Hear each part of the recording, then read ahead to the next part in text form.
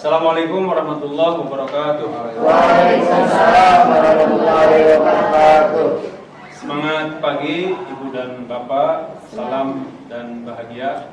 Alhamdulillah pada kesempatan siang yang berbahagia ini kita bisa berkumpul dalam rangka penimbasan, yaitu untuk memenuhi tugas pendidikan guru penggerak angkatan 6. Khususnya saya sendiri, yaitu Agus Gunawan, SMP Negeri 2 Jatiwangi.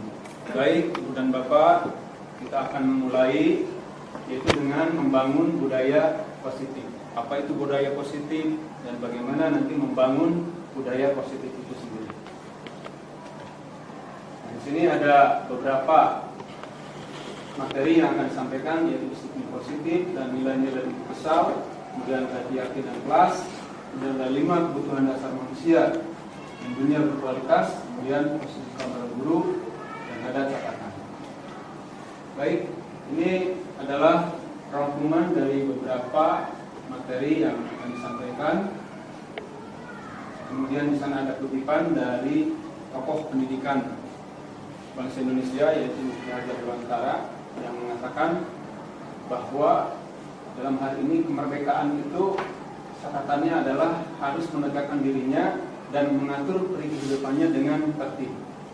Artinya orang yang merdeka itu sudah bisa menentukan diri sendiri sesuai dengan dorongan dari dalam, dari intrinsiknya, bukan dorongan dari luar. Baik, kita lanjutkan.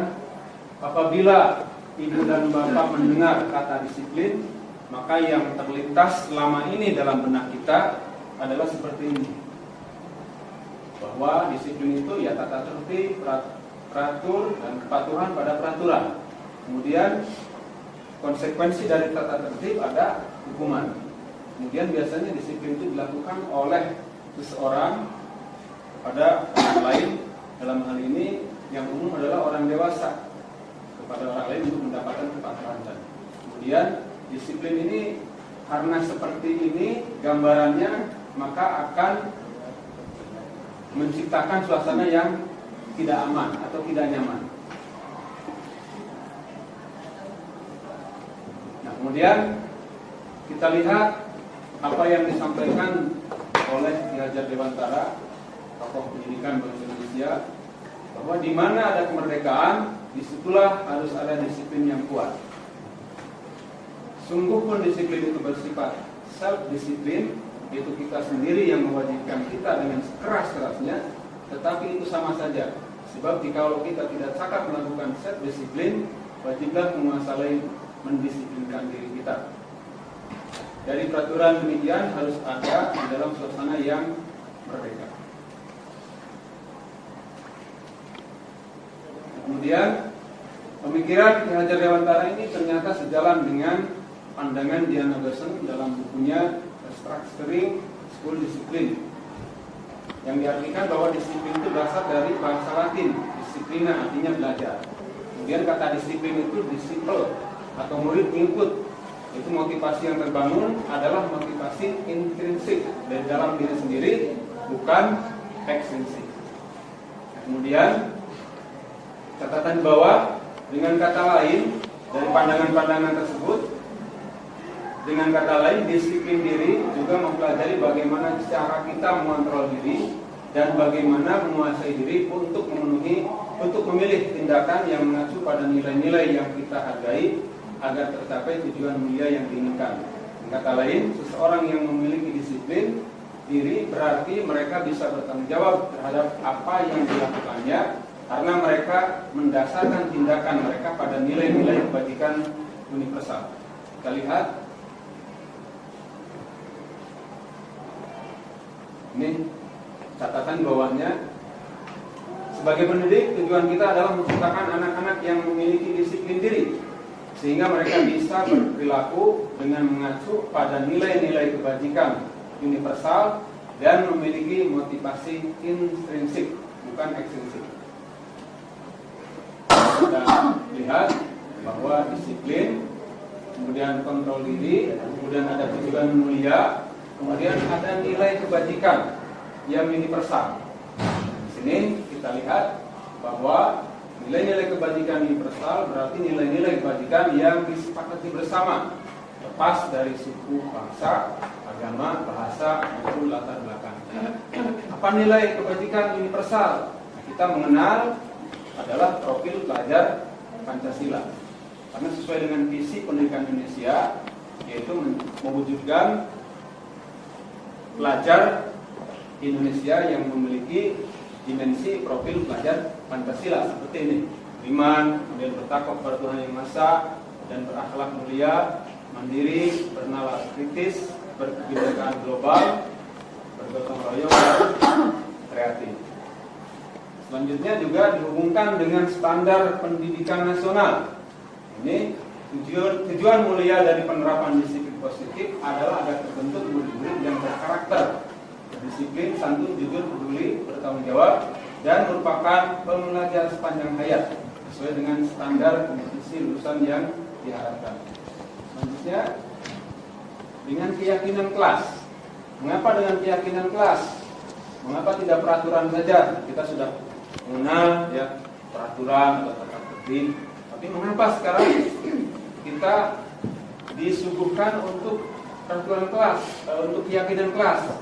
Ini Bapak Ibu kita dapat jawaban di sini. Mengapa keyakinan kelas? Mengapa tidak peraturan kelas saja? Jawabannya adalah ini, ya. Jadi kalau dengan keyakinan kelas kita bisa mendorong intrinsik atau dari dalam diri murid itu, dan dia memiliki keyakinan bahwa keyakinan itulah yang akan dilaksanakannya. Bukan berarti dia itu dari dorongan yang bersifat ekstrinsik atau dari luar. Nah, kemudian bagaimana cara untuk pembentukan keyakinan kelas atau keyakinan sekolah? Ini sini ada beberapa keyakinan kelas. Salah satu bersifat abstrak, berdasarkan pada peraturan yang lebih rinci dan konkret. Keyakinan kelas berupa pernyataan-pernyataan universal. Pernyataan kelas senantiasa dibuat dalam bentuk positif. Jadi misalkan keyakinan kelas itu misalkan dari curahan pendapat ya, jadi dari curahan pendapat siswa itu misalkan tidak membuang sampah sembarangan. Itu kalau tidak kan kalimat negatif ya. Jadi negatif itu dalam bentuk positif. Berarti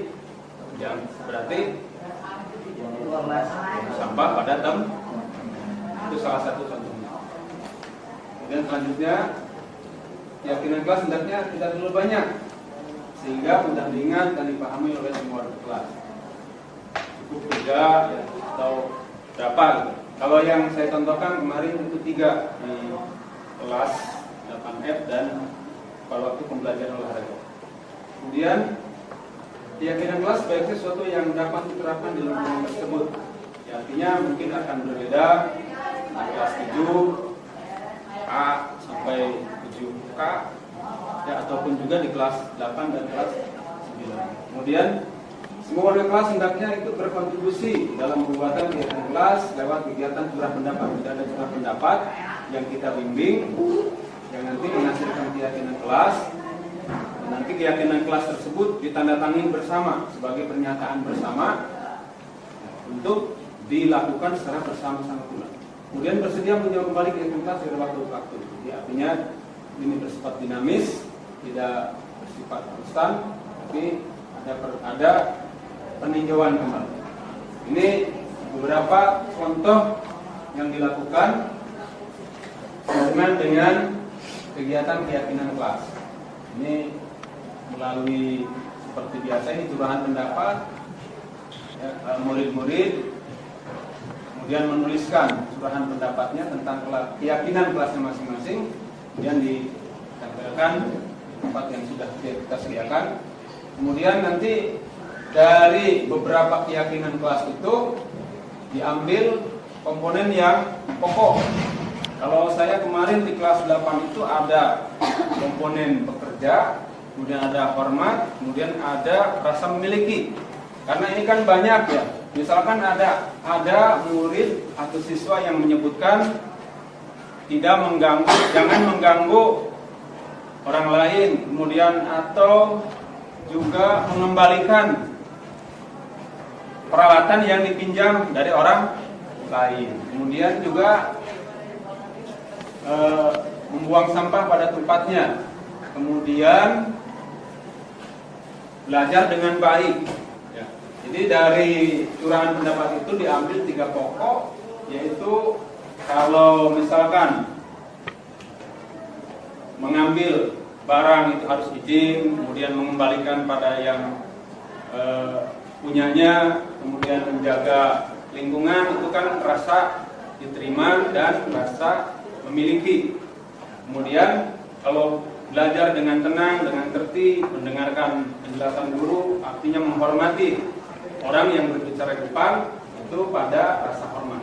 Kemudian menjaga kebersihan, itu artinya harus bekerja.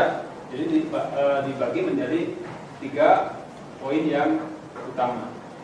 Karena seperti tadi, kalau jangan terlalu banyak, ya, supaya mudah diingat. Dan kemudian setelah itu keyakinan kelas ini ditempelkan, ditandatangani oleh semua, ya, seperti yang di kelas 8F. Kemudian kita ke 5 kebutuhan dasar manusia. Nah, ini 5 kebutuhan dasar manusia. Ini ada kasih sayang, rasa bertahan hidup, ya. Kemudian ada kasih sayang dan rasa diterima, ada kebebasan, ada kesenangan, ada penguasaan.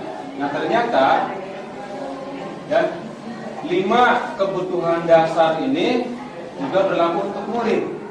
Jadi murid juga memiliki 5 kebutuhan dasar yang seperti ini. Nah, bagaimana nanti konsep sekolah itu membuat sebuah lingkungan atau budaya yang positif melalui disiplin yang positif tadi, yang diawali dengan keyakinan kelas tadi, mendasarkan kepada kepada 5 kebutuhan dasar manusia. Seperti tadi yang sudah dicontohkan di kelas 8F, itu kan ada mengembalikan peralatan, itu kan mengembalikan, ataupun juga kalau meminjam harus dikembalikan, harus menjaga. Artinya itu kan ada di sini ada rasa kasih sayang dan rasa diterima. Kemudian juga kita mengajar, itu kan semuanya baik murid maupun guru kan tidak ingin kita itu disakiti. Artinya kita memiliki, artinya kebutuhannya adalah kasih sayang dan rasa diterima. Juga untuk yang lainnya, penguasaan misalkan, kita murid yang memiliki kemampuan yang lebih ya harus diberi porsi gitu ya, sesuai dengan kemampuannya. Juga yang lainnya. Nah, kemudian kita beralih kepada restitusi 5 posisi kontrol. 5 posisi kontrol ini adalah sebagai penghukum, kemudian pembuat rasa bersalah, ini posisi kontrol guru ya. Kemudian ada yang sebagai teman, ada pemantau, ada yang posisi manajer. Ini penghukum. Kemudian bisa dibayangkan ya Ibu Bapak ya, kalau penghukum biasanya kan galak gitu ya. Kemudian ya dengan kata-katanya itu ada kekerasan secara verbal atau juga bisa secara fisik. Yang membuat rasa bersalah. Nah, ini meskipun lembut tapi tetap saja kepada jiwa anak itu dia merasa dia itu diperlakukan sebagai orang yang bersalah. Kemudian ada sebagai teman. Sebagai teman ini bagus, tetapi ini jeleknya itu nanti murid itu akan terbentuk kesadarannya itu bukan kesadaran untuk mematuhi peraturan, tapi justru dia akan tenang, guru saya ini kan teman saya kan, guru saya baik atau bagaimana. Ini juga sebenarnya kurang begitu baik. Kemudian ada pemantau. Ini pemantau, ini selalu mengatakan peraturan. Jadi dia itu berpegang pada peraturan dan konsekuensi. Kalau melanggar, pasti ada konsekuensi, ada sanksi yang harus dijalankan. Ini kalau dia posisi sebagai pemantau. Ini yang terakhir adalah posisi sebagai manajer. Ini posisi manajer ini posisi di mana guru berbuat sesuatu bersama dengan murid, mempersilahkan murid mempertanggungjawabkan perilakunya, mendukung murid agar dapat menemukan solusi atas permasalahannya sendiri. Seorang manajer telah memiliki keterampilan di posisi teman maupun pemantau, dan dengan demikian bisa di waktu-waktu tertentu kembali kepada kedua posisi tersebut bila diperlukan. Jadi fleksibel ya. Namun bila kita menginginkan murid-murid kita menjadi manusia yang merdeka, mandiri dan bertanggung jawab, maka perlu mengacu pada institusi yang dapat menjadikan murid kita seorang manajer bagi dirinya sendiri. Kemudian di posisi manajer ini murid diajak untuk menganalisis kebutuhan dirinya maupun kebutuhan orang lain. Ya, kemudian dia mengingatkan kembali tentang keyakinan yang diyakini atau keyakinan kelas. Kemudian dia bisa mencari solusi untuk dirinya sendiri, dan kemudian dia akan kembali lagi kepada kelompoknya dengan lebih baik. Jadi tugas manajer bukan mengatur perilaku seseorang. Tugas manajer membimbing murid untuk dapat mengatur dirinya sendiri. Jadi dia merdeka, mandiri, bisa mengatur dirinya sendiri. Yang manajer bukan memisahkan murid dari kelompoknya, tapi mengembalikan murid tersebut ke kelompoknya dengan lebih baik dan lebih kuat. Karena tadi sudah kesadaran dirinya itu sudah terbentuk dari dalam dirinya. Kemudian ini ada segitiga restitusi. Tentu saja segitiga restitusi ini akan mendukung bagaimana guru menjadi seorang manajer. Ya, ini ada 3 sisi. Ini ada 3 sisi. Kemudian sisi yang pertama itu menstabilkan identitas. Ya, ini menstabilkan identitas ini dengan kalimat-kalimat seperti ini harus meyakinkan si murid itu. Buat salah itu tidak apa-apa, tidak ada manusia yang sempurna. Saya juga pernah melakukan kesalahan seperti itu. Kita bisa menyelesaikan ini ya, dan seterusnya. Karena memang kita sebagai manusia ada salah dan ada lupa. Kemudian sisi yang kedua, setelah tadi menstabilkan identitas, ya, dengan memberi penguatan kepada murid itu bahwa tidak ada manusia yang sempurna, tidak ada manusia yang tidak berbuat salah, ya. Dan kita memvalidasi tindakan yang salah dengan cara bagaimana? Ini seperti tergambar di sini yang memvalidasinya. Di sini ya, setiap tindakan kita dilakukan dengan satu tujuan, yaitu memenuhi kebutuhan dasar. Yang tadi kebutuhan dasarnya, yang 5 tadi. Kalau kita memahami kebutuhan dasar apa yang mendasar sebuah tindakan, kita bisa menemukan cara-cara paling efektif untuk memenuhi kebutuhan tersebut. Kemudian ini dihubungkan dengan kredit kontrol memang. Kemudian, di sini ada kalimat-kalimat, ya, meskipun terdengar asing buat guru, namun bila dikatakan dengan nada tanpa menghakimi akan memvalidasi kebutuhan mereka seperti ini. Padahal kamu bisa melakukan yang lebih buruk dari ini ya. Kamu pasti punya alasan mengapa melakukan hal itu. Kamu patut bangga pada dirimu sendiri karena kamu telah melindungi sesuatu yang penting buatmu. Kamu boleh mempertahankan sikap itu, tapi kamu harus menambahkan sikap yang baru. Ini ya, jadi ini untuk memvalidasi tindakan yang salah, tapi dengan cara tanpa menghakimi. Kemudian yang ketiga, ini kembali kepada keyakinan kelas atau keluarga, kemudian nilai-nilai umum yang telah disepakati, kemudian bayangan kita tentang kelas yang ideal, kemudian kamu mau jadi orang seperti apa. Ini jadi mengembalikan kepada keyakinan kelas yang telah dibuat sebelumnya tentunya. Selanjutnya, ini ada kesimpulan ya. Ini ada kesimpulan di sini bahwa pada posisi manajer maka guru sebaiknya tulus, tidak perlu marah, tidak perlu meninggikan suara, apalagi menunjuk-nunjuk ke murid, berkata pinggang, atau bersikap seolah-olah menyesal, tampak sedih sekali akan perbuatan murid ataupun bersedia gurau, menempatkan diri sebagai teman murid. Ini ya yang tadi ya, seperti yang dibahas tadi, ada sebagai penghukum, kemudian teman, memantau. Ini ya, ini sebaiknya kita bersifat lurus. Kemudian fokus pada murid, ya, bukan untuk membahagiakan guru atau orang tua. Murid sudah mengetahui adanya suatu masalah dan suatu perlu terjadi. Bila guru mengambil posisi pemantau, tadi ya, guru akan melihat apa konsekuensi dan peraturannya. Kalau pemantau kan seperti tadi ya, jadi dia akan konsekuensinya kepada peraturan ya, dan sanksi. Namun posisi manajer, guru akan mengembalikan tanggung jawab pada murid untuk mencari jalan keluar permasalahannya itu dengan bimbingan guru ya, yang tadi kembali pada keyakinan kelas, kemudian ini berkolaborasi ya dengan guru si murid itu untuk mencari solusi ya. Nah, kemudian kita akan mengharapkan tentu saja posisi yang baik itu ya, posisi pencapaian posisi manajer ya. Nah, akan tetapi memang dalam perjalanannya ini melalui waktu ya, jadi tidak pasti berjalan secepat itu ya, jadi bertahap.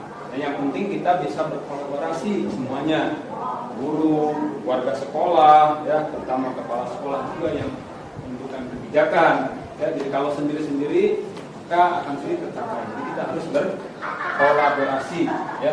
Tadi di sana ada dunia berkualitas ya. Jadi dunia berkualitas itu dunia ataupun lingkungan tadi, lingkungan yang sudah bisa menciptakan budaya positif di sekolah. Ya, terima kasih Ibu dan Bapak. Itu yang bisa saya sampaikan. Kalau ada hal yang perlu kita pecahkan bersama, ya, mangga. Kalau ada pertanyaan, kita pecahkan bersama. Nah, tapi sebelumnya ini juga ada video ya. Coba akan tayangan videonya.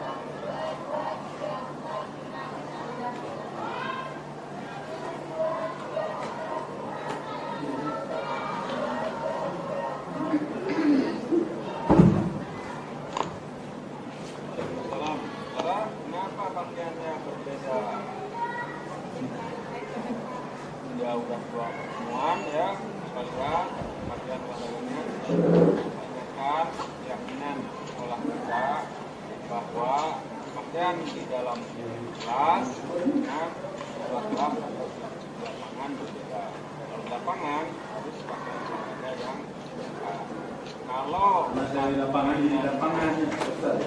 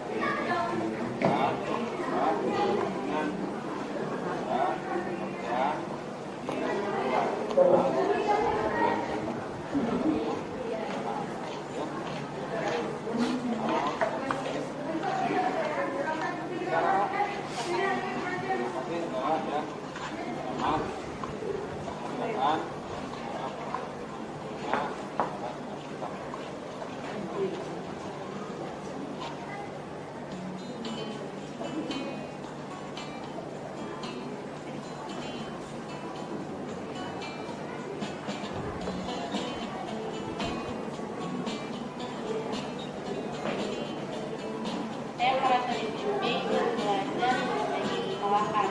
Saya juga merasa nyaman, tidak tertekan dan senang bersama-sama dengan guru. Dari beberapa masalah yang saya alami, saya merasa tidak diperlukan dan menimbulkan kesadaran pribadi menjaga kedisiplinan, keyakinan kelas dan keyakinan sekolah.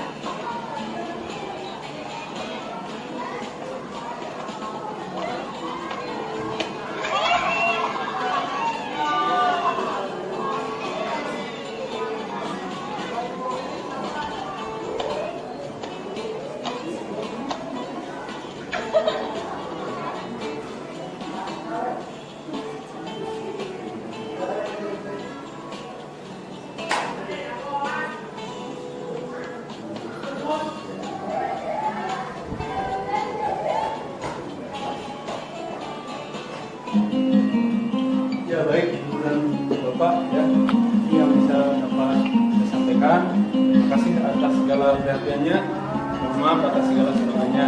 Dan bila ada yang ingin disampaikan, masukan atau pertanyaan, I'm dipersilakan. I'm 24 years old and I've been working. Bagus. Ya, mangga Bu. Assalamualaikum warahmatullahi wabarakatuh. Waalaikumsalam warahmatullahi wabarakatuh. Terima kasih atas waktunya. Pemaparan mengenai budaya positif di sekolah, khususnya itu tadi yang dipaparkan Pak Agus sudah sangat baik ya. Terus tadi dijelaskan juga ada segitiga restitusi. Nah, bagaimana sikap kita sebagai guru untuk dapat mengaplikasikan atau melaksanakan segitiga restitusi itu di sekolah. Terima kasih Pak Agus. Baik, terima kasih atas pertanyaannya yang sangat berharga sekali ya. Pastilah kita sebagai guru di kelas atau di lapangan pasti akan menjumpai hal-hal yang menyimpang dari keyakinan kelas yang telah dibuat. Seperti tadi contoh kasusnya yang saya kemukakan itu kan anak-anak sudah melakukan curah pendapat, kemudian sudah ada keyakinan kelas bahwa ketika berolahraga itu memakai pakaian yang lengkap, tapi ada yang tidak lengkap. Kasus yang tadi yang muncul di video itu. Nah, kita kembali kepada segitiga restitusi itu kan ada sisi 1, sisi 2, kemudian ada sisi 3.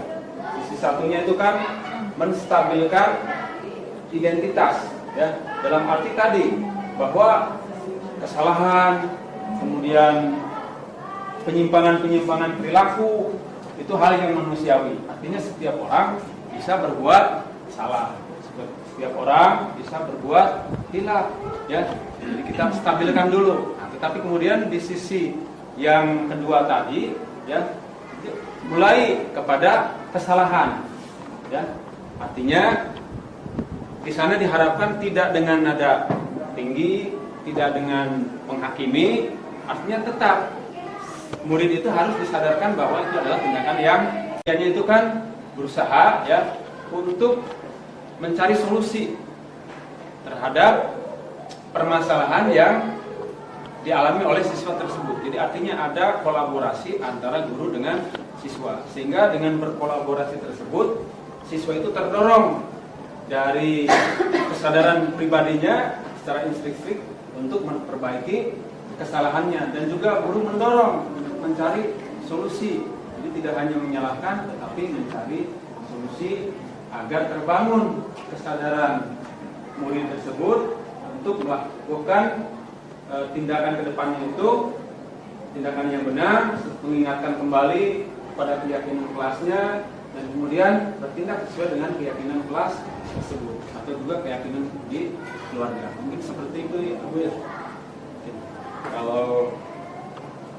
Mungkin kalau contoh-contoh yang lainnya mungkin banyaklah kita jumpai, misalkan ada yang tidak mengerjakan PR, kemudian ada yang ribut di kelas. Nah, kita coba, artinya kesalahan itu bukan didiamkan, tapi memang harus ditegur, tetapi juga kesalahan tersebut harus bisa menyadarkan murid itu bahwa dia salah, saya itu salah, dan dia mau untuk memperbaiki dirinya sendiri, dan kita menghantarkan, kita menjembatani agar dia bisa memperbaiki diri, kita memberikan solusi. Demikian seperti itu mungkin contohnya.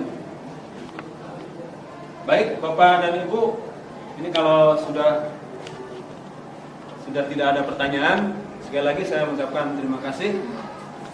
Kemudian mari kita mencoba mengimplementasikan bagaimana budaya positif itu yang terbangun dari keyakinan sekolah atau keyakinan kelas. Kemudian kita berkolaborasi bersama-sama sehingga menciptakan budaya positif di sekolah untuk untuk mendukung lingkungan yang positif, lingkungan yang aman dan nyaman, supaya murid dapat belajar dengan sebaik-baiknya, memaksimalkan segala potensinya. Kalau kondisinya aman dan nyaman, maka kita yakin bahwa mereka bisa belajar dengan baik. Terima kasih. Assalamualaikum warahmatullahi wabarakatuh. Tangan kita semua. Nah, oke.